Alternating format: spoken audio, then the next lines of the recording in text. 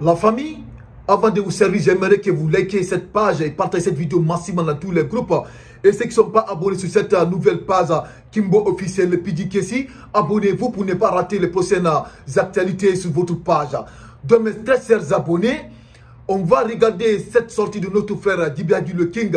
Hagi le King va nous expliquer ici comment est-ce qu'un simple colonel qui a un petit groupement des éléments de forces spéciales qui sont composés de 400 personnes, ils ont pu trahir, couillonner, tromper un chef d'état-major des armées guinéennes à ce moment, qui est le général Namori, mes frères abonnés.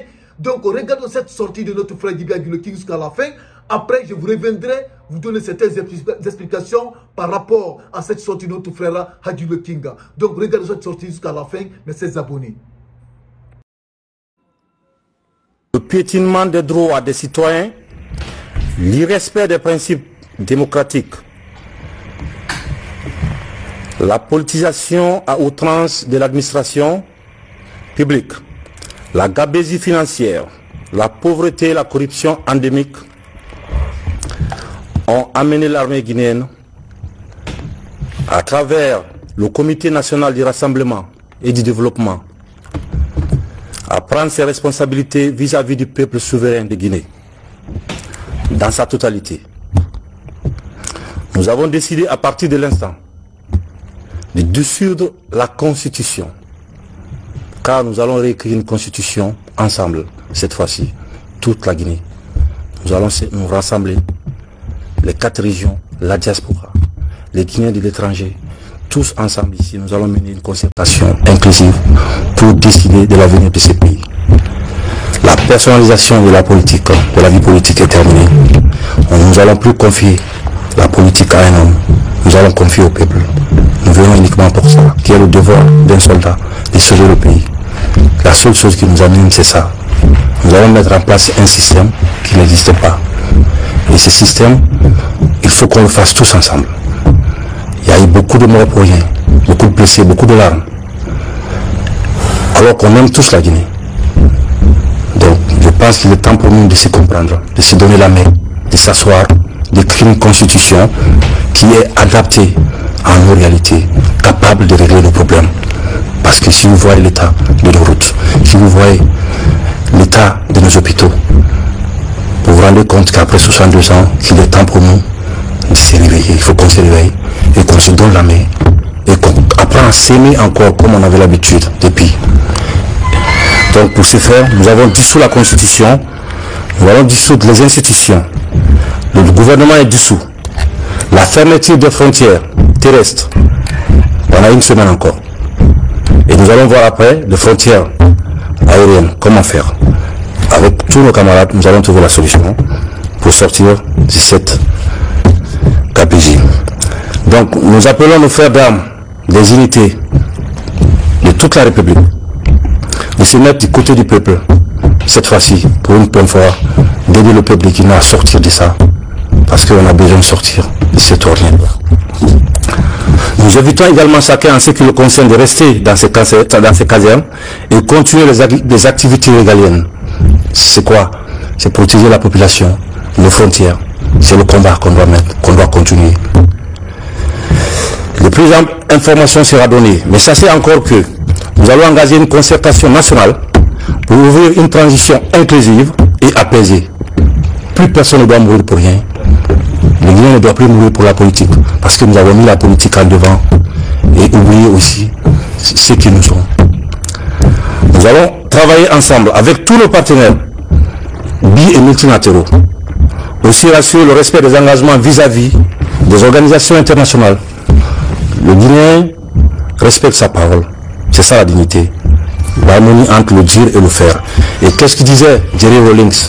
Il dit que si le peuple est écrasé par ces élites, il revient à l'armée de rendre au peuple sa liberté, car nous venons tous du peuple de Guinée. Je vous remercie, peuple voyant de Guinée. Je sais qu'on est capable de prendre notre destin en main, et nos anciens qui sont morts, ils pourront être fiers de nous.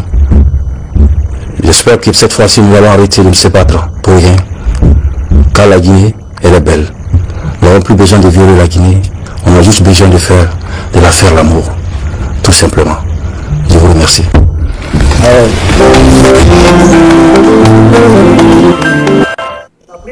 Vous n'avez pas pris de disposition parce qu'on est encore assis ici. C'est pas vous êtes à l'antenne déjà. Bien. On a réécouté ce discours qui était pour beaucoup historique. On a réécouté ce discours qui était pour beaucoup une lueur d'espoir de ce monsieur, de ce frère, de ce jeune officier de l'armée guinéenne qui ce jour beaucoup ont dansé comme moi. Alors, peuple de Guinée, africain, d'ici et d'ailleurs, voici le problème avec Mamadi Doumbouya. Ce jeune officier qui va faire coup d'État au vrai organisateur de coup d'État, parce que lui était seulement l'homme qui devait aller sur le terrain. Le vrai instigateur de ce coup d'État n'était personne d'autre que l'ancien chef d'état-major général des armées à la personne du général Namori Condé, actuellement ambassadeur de la Guinée au Maroc. En passant, je remercie mon grand frère, Mara président de la France, Nicolas, qui m'a envoyé ce costume depuis la France. Je n'ai même pas retiré l'étiquette. Merci beaucoup, grand frère. Alors, opération Yangissa, c'est-à-dire l'opération pour faire coup d'État à Alpha Condé. C'est ce récit que je vais vous donner tout de suite ici. C'est triste et dommage. Nous sommes dans quelque chose. Si on ne s'unit pas, la Guinée ne verra jamais la lumière du bonheur. Le soleil du bonheur, on ne le verra pas. Regardez bien le cas. Regardez bien. C'est un faiseur de sale boulot. Il est prêt à tout pour aller jusqu'au bout. Là où il n'a pas épargné de trahir celui qui l'a donné tous les atouts. Parce qu'en vraie réalité, ce n'était pas lui qui était le commandant des forces spéciales. Tout ceci est venu parce que la Guinée, on est divisé. C'est cette division-là. Le commandant des forces spéciales, au départ, je vous ai dit et répété plusieurs fois ici, s'appelle Aliou Ba, le Varan, un Peul, qui était commandant des forces spéciales. Donc, sous les instructions, parce que le général Namori Condé avait déjà planifié de renverser Alpha Condé. Aujourd'hui, il se retrouve un faux ambassadeur au Maroc. Donc, ce même général, chef d'état-major général des armées à l'époque, va voir Mamadi pour lui dire « c'est toi que je vais amener là-bas » pour préparer leur plan. C'est comme ça, Aliou Ba, le Varan, va être remplacé à la tête des forces spéciales. Récemment, quand j'ai parlé de cette histoire de logo, parce que le logo des forces spéciales, c'est ce Aliou Ba qui a créé le logo des forces spéciales. Quand j'ai parlé de ça, tellement que le gars est jaloux, il veut faire croire à tout le monde que oui, c'est lui qui a tout fait. Alors que ce n'est pas ça la réalité. Donc, il a un peu changé le logo. Et là, aujourd'hui, il est devenu président. C'est-à-dire, je vais vous faire comprendre une chose. Mamadi arrive au pouvoir dans la trahison. Mamadi s'assoit, reste au pouvoir dans la trahison. Et Mamadi est en train de gouverner la Guinée dans la trahison. Mais qu'est-ce que Mamadi peut nous apporter? Rien, absolument rien du tout. Parce que Mamadi arrive. Namori, pour lui, c'est Mamadi qui va prendre Alpha comme l'opération déjà planifiée. Ok, va avec tes hommes. Je vais infiltrer mes gars. Il prépare le coup à Forekaria. Hein? Namori fait un faux bond. Parce que le ministre de la Défense actuel, le ministre de la Défense à l'époque, actuellement en prison à la personne de Dr Mohamed Diané, avait ordonné l'arrestation de Mamadi Doumbouya. Et les militaires pro-démocratiques étaient à la recherche de Mamadi Doumbouya.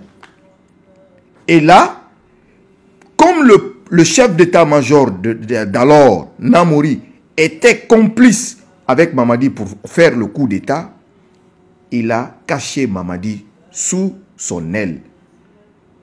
L'opération Nyengissa a été préparée à Forekaria, vers Pamala pour là-bas, et il y avait des femmes qui préparaient des riz pour eux là-bas. Même les éléments des forces spéciales ne savaient pas pourquoi on part à l'opération, voilà, Nyengissa. Seulement quelques officiers des éléments des forces spéciales qui étaient au courant, avec le chef d'état-major général des armées.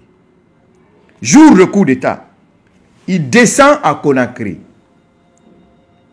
Arrivé jusqu'au palais, ils ont dépassé plusieurs camps militaires. Mais aucun camp n'a pu réagir. Pourquoi? Parce que le chef d'état-major général des armées, oui, a dissuadé les commandants de camp de ne pas intervenir. C'est là qu'il a trompé l'ancien ministre de la Défense que j'ai dit tantôt, Dr Mohamed Diané. Si vous vous rappelez bien, peuple de Guinée, quand on a parlé de coup d'état, quand on a dit que le palais était attaqué, quand ça tirait partout, qu'est-ce qui s'est passé? On a vu un communiqué du ministère de la Défense émanant du chef d'état-major général des armées en disant au peuple que de rester calme, que la situation était sous contrôle. Mais ce que le ministre de la Défense à l'époque ne savait pas, la situation était sous contrôle dans quel côté? Le côté des putschistes ou le côté des militaires pro-démocratiques. Donc, Namori fait croire au ministre de la Défense qui est un civil que oui, voilà, c'est bon, tout est sous contrôle. Le seul camp qui a pu un peu résister, c'était le camp Kamayenne du commandant Jo à l'époque, qui finalement ne pouvait pas tenir face, voilà, à l'armada préparée depuis très longtemps de Mamadi et du général Namori, qui sont rentrés infiltrer le palais en trompant les jeunes pour dire que le palais est attaqué par une force étrangère, alors tiré pour défendre le pouvoir démocratique. Allahu Akbar. C'est-à-dire, Mamadi arrive en Guinée, prendre le pouvoir dans la trahison. Il part s'asseoir devant la télévision nationale, lire un faux discours dans la trahison, dans le mensonge, mentir au peuple, en disant que le Guinéen respecte sa parole, en disant que la Guinée a trop souffert, on a fait trop de mal à la Guinée, nous ne devons plus violer la Guinée, nous devons faire l'amour à la Guinée. Ceci nous a donné une lueur d'espoir. Ceci nous a permis de crier haut et fort ce jour. On était dans tous nos états de joie pour dire qu'enfin, un jeune allait venir nous faire sortir de cette ornière. Mais je vais vous faire une toute petite analyse avant de continuer sur l'opération Nyengissa, s'il vous plaît. Aujourd'hui, ça parle de partout que oui, c'est les jeunes qu'il faut à la tête de la Guinée. Ce n'est pas ça la solution. La solution est qu'il nous faut des hommes qui connaissent notre administration, qui maîtrisent la chose publique, qu'ils soient vieux ou qu'ils soient jeunes, mais qui maîtrisent la chose publique. Le problème de notre pays aujourd'hui, c'est qu'on a toujours eu des présidents, oui, qui ne maîtrisent pas la chose publique. Prenons par exemple le premier président, Feu Ahmed Sékou Touré. Il est arrivé au pouvoir, ancien syndicaliste, il était jeune, dans les quarantaines, il va rester au pouvoir, vieillir, mourir au pouvoir. Celui qui va prendre, oui, le pouvoir, il était jeune. Feu général Lansana Conté, Feu général Ahmed Sékou Touré, paix à leur âme. Feu général Lansana Conté prend le pouvoir en 84. Il était jeune, dans la quarantaine. Il vieillit au pouvoir et meurt au pouvoir. Pourquoi? Parce que ce n'était qu'un militaire qui ne maîtrisait pas la chose publique, qui n'était pas instruit. Alors, Conté meurt, qui vient? Le capitaine Moussa Dadis Camara, militaire, qui ne maîtrise pas la chose publique, qui ne connaissait que le carburant, car il n'avait seulement été que l'intendant général de l'armée guinéenne. Toujours les mêmes erreurs. Il arrive au pouvoir, il avait quel âge? Jeune, dans la quarantaine. Après lui, qui? Son ami de toujours, général Sekouba Konaté, qui était où? Qui a passé toute sa vie dans les fronts, qui ne maîtrisait pas la chose publique. Konaté organise les élections et on part aux élections. Le Mandela, la Guinée is back. L'ancien président Alpha Condé arrive au pouvoir. Il était instruit, vieux opposant, 40 ans de lutte, tout l'espoir renaît que la Guinée, enfin, nous allons rayonner dans les concerts des nations. Erreur, il ne connaît pas la chose publique. Sa seule faute qu'il a eue pendant qu'il était opposant, il a refusé de travailler avec celui qui l'a toujours combattu à l'époque, à la personne du feu général Lansana Conté. S'il avait été malin, comme l'ancien président sénégalais Abdoulaye Wade l'a fait au Sénégal, travailler avec l'ancien président sénégalais, son excellence, ses excellences, Abdou Diouf, parce que Abdoulaye Wade a été ministre à plusieurs fonctions différentes dans le gouvernement d'Abdou Diouf. Et il va devenir président au moment qu'il maîtrisait toute la gestion publique.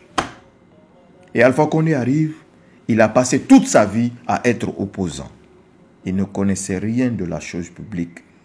C'est le seul vieux que la Guinée a eu comme président. Et la seule et unique erreur, il ne maîtrisait pas la Guinée, il ne connaissait pas la gestion publique. Et les mêmes systèmes qui ont détruit ce pays ont continué. Donc mes 16 abonnés, à tous écouter ici l'explication de notre frère Hagi le King. Il nous a fait des révélations ici, dont nous le peuple de Guinée, on ne savait pas. Et parce que ici on a appris, celui qui était à la tête des éléments de force spéciales, en ce moment c'était Ali Oupa. De moi, Kimbo, il ne savait pas, vous aussi ne savez pas. Mais tout le peuple de Guinée pensait que c'est le colonel Mamadi Doumbouya qui était à la tête des éléments de force spéciales. Sauf que notre frère Hagi le King nous a dévoilé le nom de la personne. Et on a compris ici encore comment un simple capitaine qui détenait seulement 400 personnes qui étaient à la tête des éléments de force spéciales, qu'ils ont pu couillonner, il a pu couillonner, tromper un général qui était à la tête de toute l'armée guinéenne, qui était le général Namouri, qui est actuellement l'ambassadeur de Guinée aux côtés du Maroc, mais ses abonnés, un général qui avait assez d'expérience, dont il n'a pas tiré les leçons, ce qui s'est passé entre Toumba Diakité et, comment dirais-je, et le général, le général en question, qui avait pris le pouvoir lorsque Moussa Dadis Camara avait quitté le pouvoir. Franchement, Toumba Diakité avait fait un coup d'état à Moussa Dadis Camara. Il a pris le pouvoir, il a donné au général Sekouba Konaté, mais ses abonnés. Donc, le général Namouri, il n'a pas pris les leçons en ce moment. Moi, Kimbosi, moi j'étais militaire. Je n'allais jamais faire un coup d'état à mon proche.